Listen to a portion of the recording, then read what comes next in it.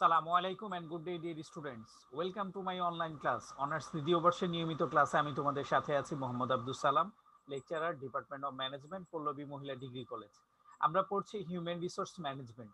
এখানে আমরা একটা টপিক করছি যেটা হচ্ছে সিলেকশন বা নির্বাচন।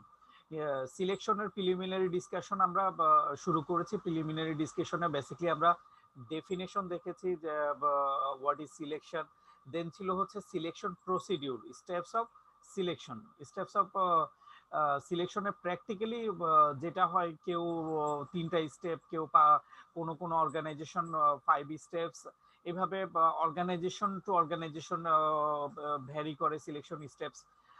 প্র্যাকটিক্যাল সিচুয়েশনে লাইক ডিফেন্স টেস্টগুলো, ডিফেন্স টেস্টগুলোর ক্ষেত্রে কিন্তু আলাদা ফিজিক্যাল টেস্টও করা হয়। লাইক ডিফেন্স টেস্টের ক্ষেত্রে inter service selection board, ISSB. তো এই জাতীয় টেস্টগুলো হয়ে থাকে। এছাড়া একেবারে প্রিলিমিনারি যদি আমরা বলতে চাই, সেটা হচ্ছে যে ফার্স্ট যেটা সিলেকশনের ক্ষেত্রে যেটা করা হয়, লার্জ নাম্বার অফ ক্যান্ডিডেট আসার পরে সেই ক্যান্ডিডেটের সিভি গুলোকে স্ক্রিনিং করা হয়। সিভি স্ক্রিনিং করার পর দেন হচ্ছে আমরা যেটা বলতে পারি রিটেন টেস্ট হতে পারে, প্রিলিমিনারি টেস্ট, রিটেন টেস্ট এবং হচ্ছে ভাইবা, বেসিক প্রসিডিউর। এছাড়াও অর্গানাইজেশন টু অর্গানাইজেশন টেস্ট বা সিলেকশন প্রসিডিউর ডিফার করে, সেক্ষেত্রে পাঁচটাও হতে পারে। যেমন আমরা বলতে পারি প্রিলিমিনারি ইন্টারভিউ হতে পারে, দেন হচ্ছে রিটেন টেস্ট হতে পারে, এরপরে কম্পিউটার টেস্ট হতে পারে, কম্পিউটার অ্যাপটিটিউড টেস্ট হতে পারে, দেন হচ্ছে ফাইনাল ভাইভা হয়ে থাকে। তো এইভাবে বেসিকলি আমরা টেক্সট কনটেক্সট গুলো দেখেছি, সবগুলো প্রসিডিউর দেখেছি। অর্থাৎ সিলেকশনের টোটাল যে প্রসিডিউরটা অ্যাজ পার দা টেক্সট বেসিস আমরা আলোচনা করেছি। দেন আজকে আমরা যেটা করব সেটা হচ্ছে টেস্ট বা অভিক্ষা সম্পর্কে জানবো। তো চলো শুরু করি।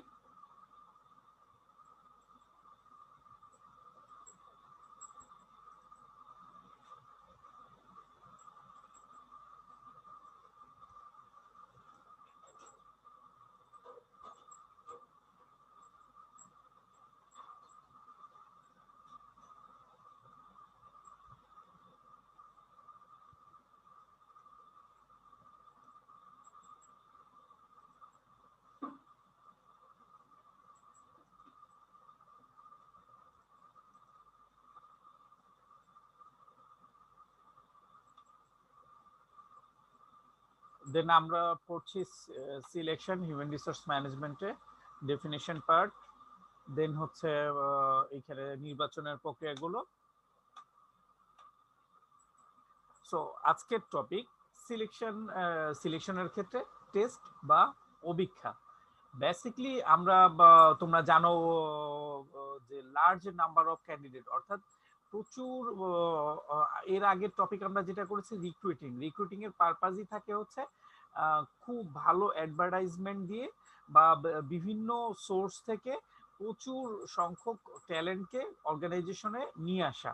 দেন অর্গানাইজেশনে নিয়ে আসার পরে যেই পার্টটার কাজ শুরু হয় সেই পার্টটা হচ্ছে সিলেকশন। সিলেকশনের ক্ষেত্রে খুব ইনিশিয়ালি যেটা দেখা হয় সেটা হচ্ছে যে বিভিন্ন স্ক্রিনিং এর মাধ্যমে জব ডেসক্রিপশন এবং বিভিন্ন স্ক্রিনিং এর মাধ্যমে কি করা হয়, সিভি গুলো থেকে মোস্ট পোটেনশিয়াল ক্যান্ডিডেট গুলোকে আলাদা করা হয়। এই মোস্ট পোটেনশিয়াল ক্যান্ডিডেট যাদেরকে আলাদা করা হয়েছে তাদের মধ্যে থেকে আসলে এতজনকে তো রিক্রুইট অর্থাৎ সিলেক্ট করা সম্ভব না। তাদের মধ্যে থেকে আবারও অর্থাৎ অ্যাজ পার দ্য ভ্যাকেন্সি, অর্থাৎ অর্গানাইজেশনের যে শূন্য পদ রয়েছে তার ভিত্তিতে সেই তার ভিত্তিতে কি করা হয়, আবার বাছাই করা হয়। সেই বাছাইটা করা হয় কিসের মাধ্যমে? পরীক্ষার মাধ্যমে। সেই পরীক্ষা বা সেই পরীক্ষাকে আমরা টেস্ট বা অভিক্ষা বলে থাকি।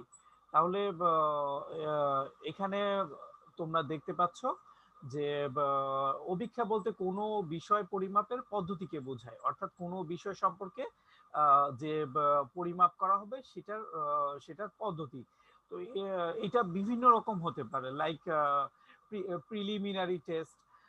প্রিলিমিনারি টেস্ট অর্থাৎ একজন এমপ্লয়ির কি ধরনের জ্ঞান সেই জব অ্যাজ পার দ্য জবের জন্য লাগবে। লাইক আমরা বলতে পারি, আমরা যদি ফাইন্যান্স ডিপার্টমেন্টে এইচআর রিক্রুইট করতে চাই বা সিলেক্ট করতে চাই, সেক্ষেত্রে একরকম রিকোয়ারমেন্ট থাকবে।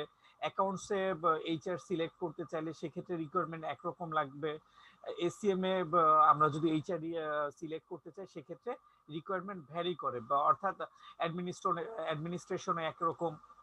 তো সামগ্রিকভাবে যেহেতু রিকোয়ারমেন্টের ভিন্নতা রয়েছে, তাই অর্থাৎ পরিমাপের বিষয় পরিমাপেরও ভিন্নতা রয়েছে। তো তোমরা ছবিতে দেখতে পাচ্ছ যেটা প্রি এমপ্লয়মেন্ট টেস্ট করা হয়। প্রি এমপ্লয়মেন্ট টেস্টের ক্ষেত্রে যেটা হচ্ছে যে খুব বেসিক, যেটা প্রাথমিক পরীক্ষা করা হয়, এটা হচ্ছে প্রিলিমিনারি টেস্ট। দেন যেটা করা হয় রিটেন টেস্ট করা হয়। এরপরে এরপরে যেটা বিভিন্ন অর্থাৎ অর্গানাইজেশনের রিকোয়ারমেন্ট অনুযায়ী বা ওই পোস্টের রিকোয়ারমেন্ট অনুযায়ী বিভিন্ন ধরনের পরীক্ষা নিরীক্ষা করা হয়ে থাকে। তো এরপরে আমরা যেটা দেখব সেটা হচ্ছে যে পরীক্ষার ক্ষেত্রে কোন বিষয়গুলো দেখা হয়। তো একটা হচ্ছে জব অ্যানালাইসিস। তো যেটা আমরা বলেছি যে job and as per the nature of the জবের নেচার অনুযায়ী কিন্তু কার্যগুলো বিশ্লেষণ করা হয়, বা কার্য বিশ্লেষণ করে দেন টেস্ট নেওয়া হয়। অর্থাৎ যেটা হচ্ছে যাদেরকে অ্যাকাউন্টসে নেওয়া হবে, বা যাদেরকে ফিন্যান্সে নেওয়া হবে, বা যাদেরকে এসিএম এ নেওয়া হবে, বা যাদেরকে মার্কেটিং ডিপার্টমেন্টে নেওয়া হবে, সেই অনুযায়ী কিন্তু একটা ক্লাসিফিকেশন থাকে বা একটা ডিভিশন থাকে। তো যদি আমরা ইঞ্জিনিয়ার নিতে চাই, তো তার টেস্ট কিন্তু একরকম হবে। তার লাইক যদি আমরা মেকানিক্যাল ইঞ্জিনিয়ার নিতে চাই বা ইলেকট্রিক্যাল ইঞ্জিনিয়ার নিতে চাই, তো মেকানিক্যাল ইঞ্জিনিয়ার যদি আমরা হায়ার করতে চাই, সেক্ষেত্রে কি করতে হবে, তার মেশিন রিলেটেড নলেজ থাকতে হবে।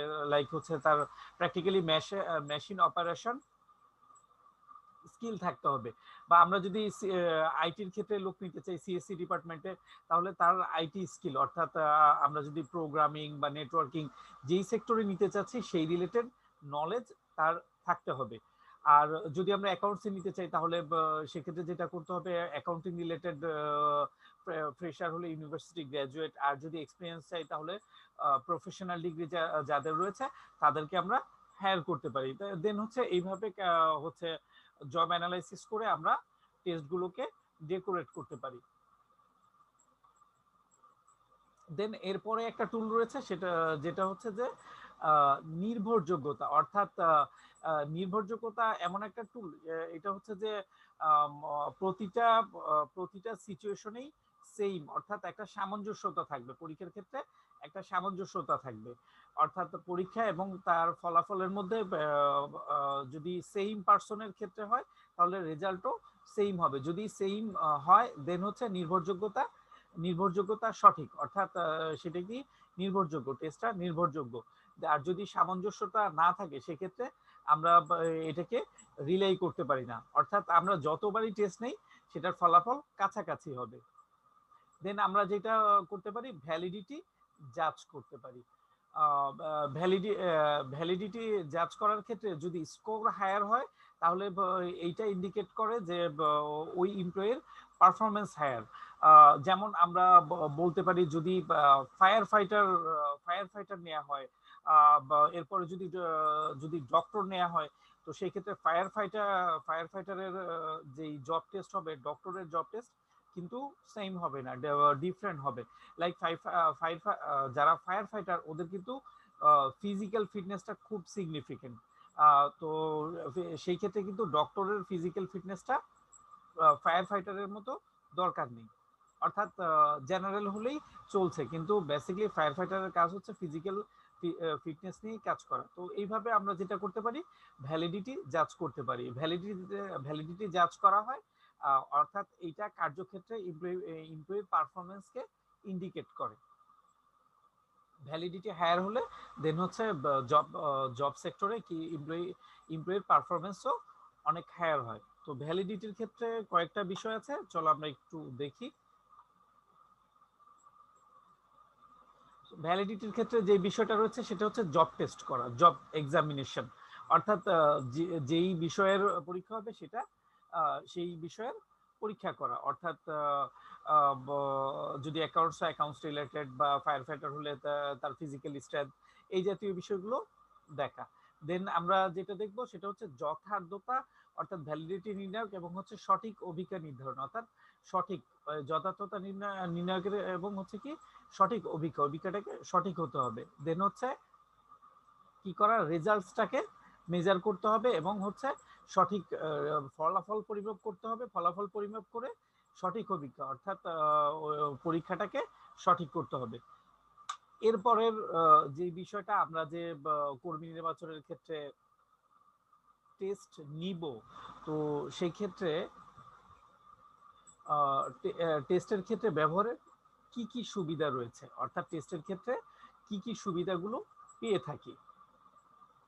সো ফার্স্ট অফ অল যেই সুবিধাটা আমরা দেখতে পাচ্ছি, প্রথমেই আমি বলবো যে পরীক্ষা ছাড়া তো আসলে সিলেকশন করাই সম্ভব না, কারণ লার্জ নাম্বার অফ ক্যান্ডিডেট নিয়ে আসা হয়েছে, এত ভ্যাকেন্সি তো একটা অর্গানাইজেশনে থাকে না। সো খুব স্বাভাবিকভাবেই কিন্তু পরীক্ষা নেওয়াটা আমাদের বা এইচআর ডিপার্টমেন্ট বা অর্গানাইজেশনগুলো পরীক্ষা নিতেই হয়। এবং হচ্ছে পরীক্ষা হচ্ছে যে অনেক পুরনো, লাইক একেবারে স্টুডেন্ট থেকে শুরু করে সব ক্ষেত্রেই কিন্তু পরীক্ষা, অর্থাৎ প্রতিটা সিচুয়েশনে কিন্তু আসলে পরীক্ষা।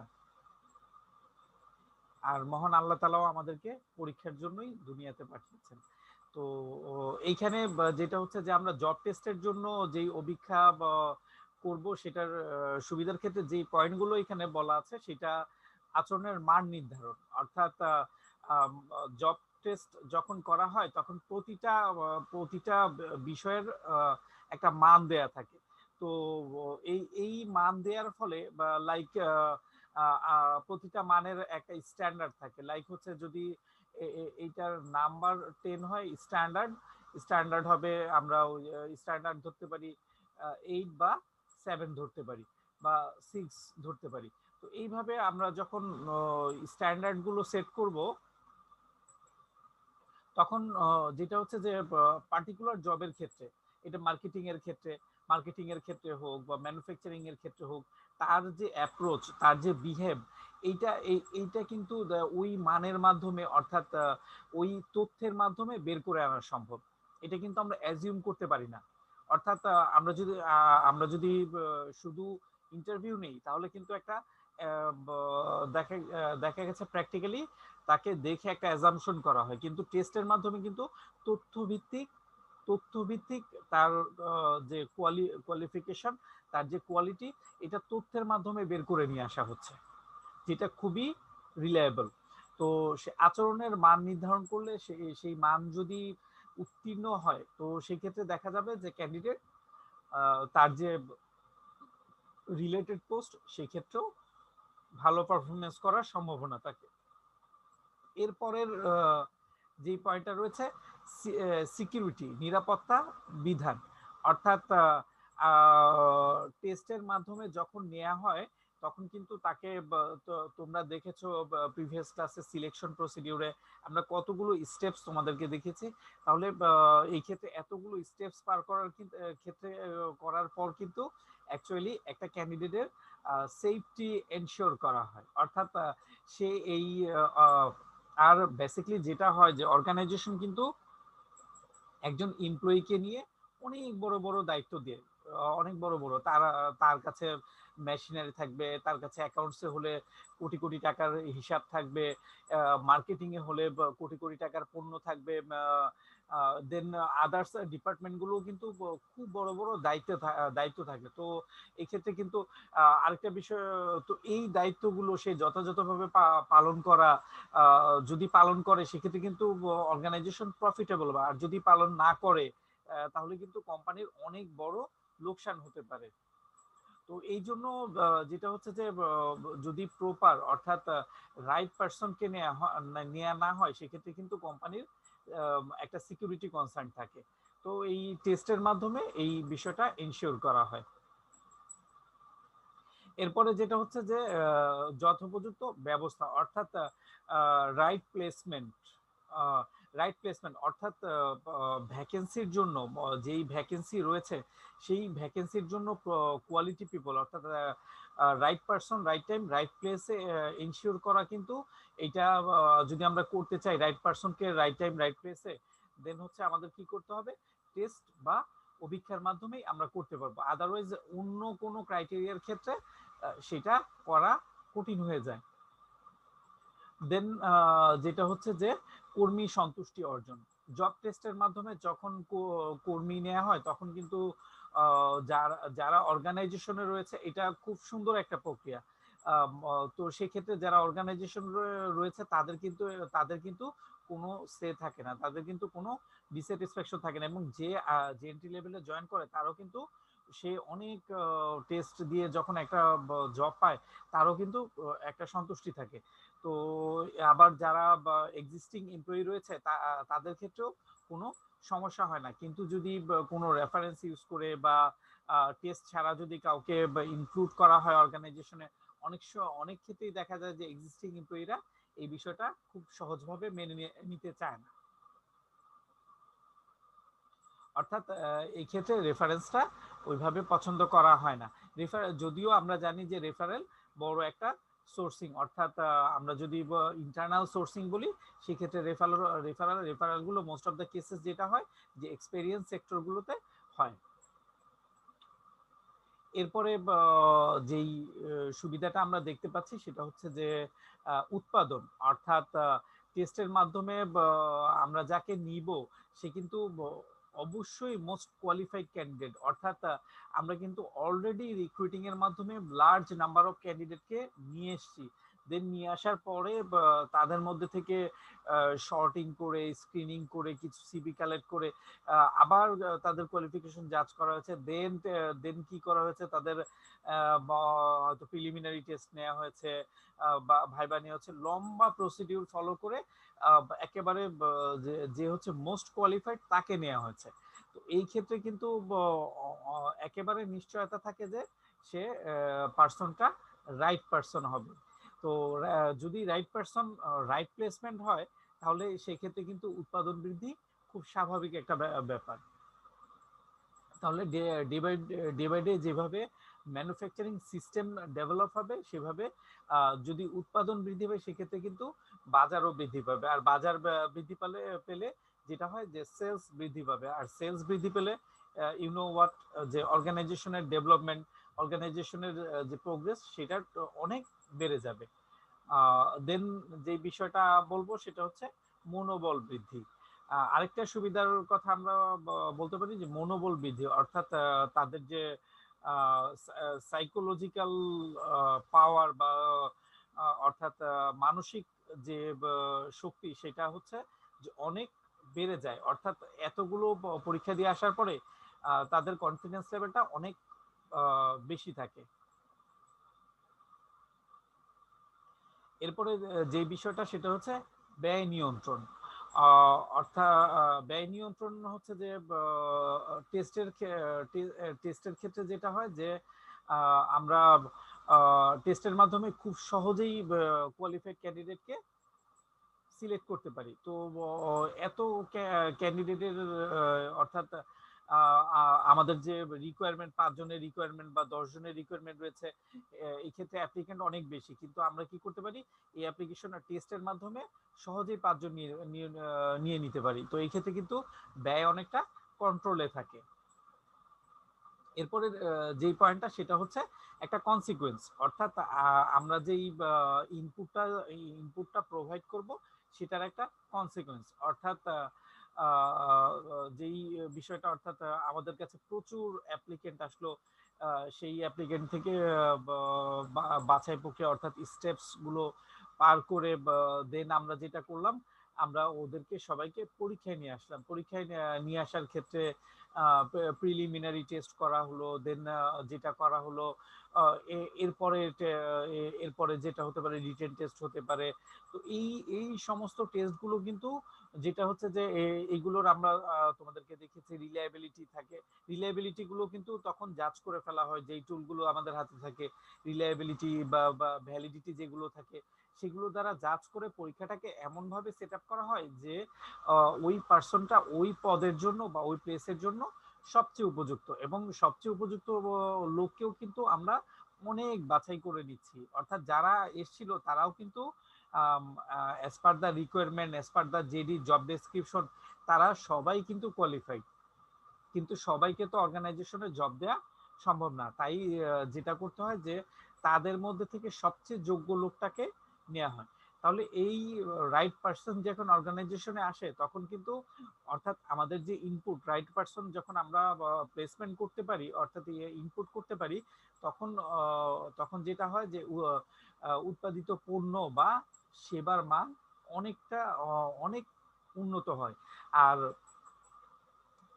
এইচআর এর ক্ষেত্রে কিন্তু একটা বিষয় হচ্ছে যে সে কিন্তু চিন্তা করতে পারে, সে চিন্তা করে নিউ মেথড, এরপর হচ্ছে নিউ প্রোডাক্ট।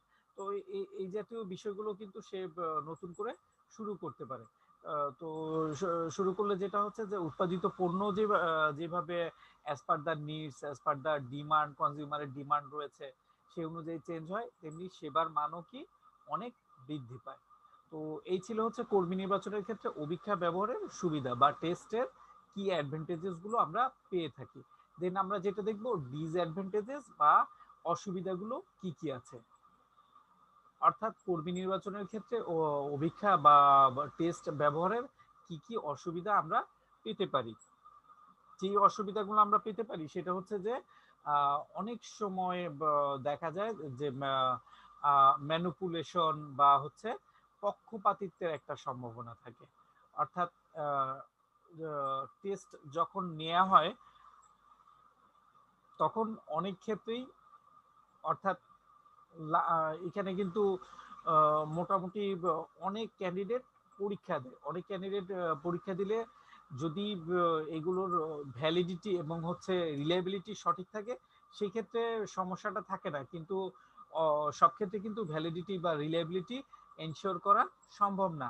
তো তো সেই ক্ষেত্রে কিন্তু কিছুটা পক্ষপাতিত্ব থেকে যায়, কিছুটা পক্ষপাতিত্ব কিন্তু দেখা যায় যে এমপ্লয়ির ক্ষেত্রে বা আমাদের যে পারপাস সিলেকশনের purpose, right person, right place right time, এটা কিন্তু অনেক ক্ষেত্রে এনশিওর হয় না। তো যেটা হচ্ছে যে পক্ষপাতিত্বের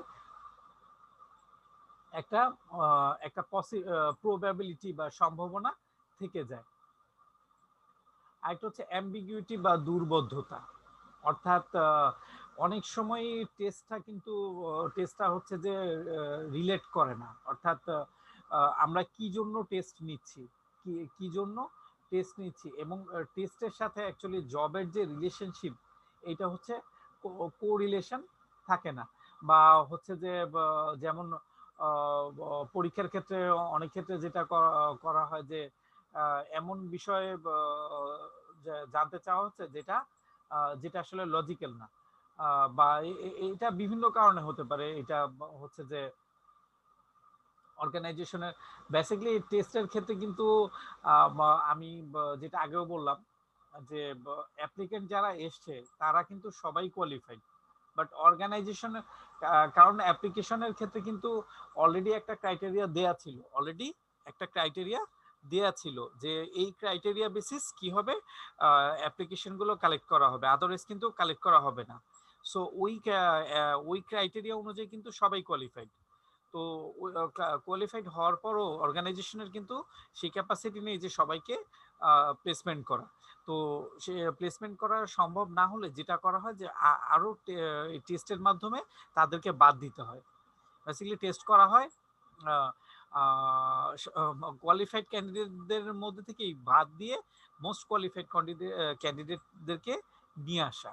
অর্থাৎ তাদেরকে বাদ না দিলে প্রয়োজন হচ্ছে ভ্যাকেন্সি, নাম্বার অফ ভ্যাকেন্সি তো আনলিমিটেড না, বা যেই নাম্বার সেই নাম্বারের মধ্যে ক্যান্ডিডেটকে নিয়ে আসতে হবে। তো এই টেস্টের ক্ষেত্রে এটা কিন্তু টেস্টের মাধ্যমে কি করা হয়, এলিমিনেশন করা হয়, এলিমিনেশন করে করে ওই রাইট পারসনটাকে নিয়ে আসা হয়। তো এই ক্ষেত্রে অ্যাম্বিগুইটি বিষয়টা থাকে, অনেক ক্ষেত্রে যেটা হয় যে এটা দিয়েই এলিমিনেশন করা হয়। এখানে আরেকটা কনফ্লিক্টিং ইস্যু বা ব্যক্তিত্ব পরিমাপের জটিলতা। এখন পার্সোনালিটি মেজারমেন্টটা কিন্তু অনেক ক্ষেত্রে কমপ্লিকেটেড একটা বিষয়। কিভাবে করবে পার্সোনালিটি মেজারমেন্ট বা খুব একটা টেস্টের মাধ্যমে আসলে কি সম্ভব পার্সোনালিটি মেজারমেন্ট করা? তো এই ক্ষেত্রে যেই বিষয়টা রয়েছে কমপ্লিটলি কমপ্লিটলি সম্ভব না, অ্যাজ এ হোল কিন্তু সম্ভব।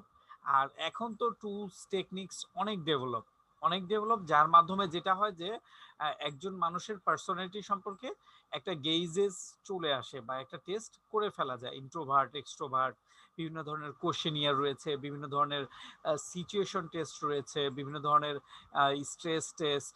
তো এই অ্যাকশন রিঅ্যাকশন এই জিনিসগুলো জাজ করে আফটারঅল যেটা হচ্ছে পার্সোনালিটিকে জাজ করাই যায়। এটা হচ্ছে একটা। দেন এরপরে যে বিষয়টা রয়েছে গোপনীয়তা রক্ষা করা যায় না। তো প্রাইভেসির যেই বিষয়টা রয়েছে যে অর্গানাইজেশনে পার্সোনাল যখন আসে অনেক ক্ষেত্রে যেটা হয় যে তাদের পার্সোনাল বিষয়গুলো কিন্তু অর্গানাইজেশনে জানাতে হয় এবং পার্সোনাল বিষয়ে সমস্ত অর্থাৎ তাদেরকে অনেক ইনফরমেশন দিতে হয়, খুব স্বাভাবিকভাবে দিতে হয় এবং অর্গানাইজেশনের অনেক ইনফরমেশন কিন্তু যেটা হচ্ছে যে বেসিক্যালি পার্সনের ইনফরমেশন গুলোই দিতে হয়। তো এই ক্ষেত্রে যেটা একটু এম্বারেসিং সেটা হচ্ছে যে অনেক সময় ক্যান্ডিডেট তাদের এই পার্সোনাল ইনফরমেশন দিতে গিয়ে একটু বিব্রত হয়। তো এইখানে যেটা হচ্ছে যে প্রাইভেসি ওইভাবে রক্ষা করা যায় না, যেহেতু সবার ক্ষেত্রেই আর সব ইনফরমেশন দিচ্ছে বা অর্গানাইজেশনে, কিন্তু সবাই কিন্তু জব পাচ্ছে না। তো সেই ক্ষেত্রে যে এই গোপনীয়তা বা প্রাইভেসিটা ওইভাবে ইনশিওর করা সম্ভব না। এরপরের যে বিষয়টা সেটা হচ্ছে যে